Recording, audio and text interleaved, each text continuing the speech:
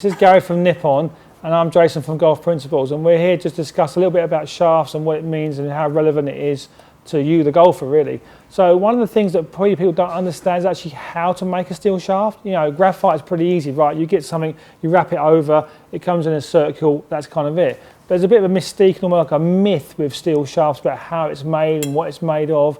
And so something that Gary's obviously been in from, I wouldn't say a million years, but I would say a long time, is that obviously how you make a steel shaft. Because that's really interesting, because what actually happens is it's not as obvious as you think. So that's not my expertise. I fit them. That's what he does. So how do you do it? Thanks, Jason. Well, I've been in golf shafts since 1976, so 40 odd years of experience actually making them from scratch.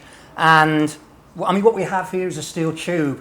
Can have steps in, can be plain tapered from the grip end to the tip, but basically it's a spring, and we get to this from a piece of flat steel plate. It's alloy material made for us exclusively by Nippon Steel in Japan. Now that plate is forced through some dies to make it into a tube, which is maybe about 1.25 inches diameter. That's outside diameter. It's welded at the seam, and then through a process of what we call drawing, that 1.25 inch diameter tube, which is plain at that point, is reduced and reduced and reduced till you get to the blank that you want, most typically 0.600 grip size. Then from that point, if you want a plain taper one, then it's swaged. It's long die swaged. This takes quite a long time, and the steps or the swaging is there really as a way to get the big size down to the hose or small tip size. Now steps are put in, and we can control where the kick point is, where the balance point is, and also the inside wall thickness is controlled by a mandrel. There's a plug inside which we can insert or pull out while the tube is being drawn, and that controls the thickness of the wall.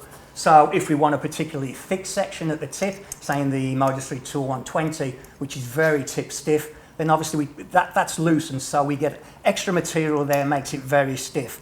If we want a little bit softer midsection, then it's removed. We make it's inserted a little bit more, so we make a thinner wall section, and so like that. So we can control the stiffness really in the three key sections of the shaft: the tip, the butt, and the midsection, and that's all performance. So the interesting thing there is that it's very simple. It's not all the same thickness all the way down. That's one thing people think, oh, it's the same thickness all the way. No, it's not. The thicknesses will vary during the whole shaft length. At that point, you're doing different things to different shafts. That's why they're all different, folks, right? One size does not fit all.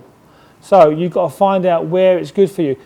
You know, look, sometimes you might think you want a tip stiff shaft like the 120. Actually, you might be better off in the 130, a little softer.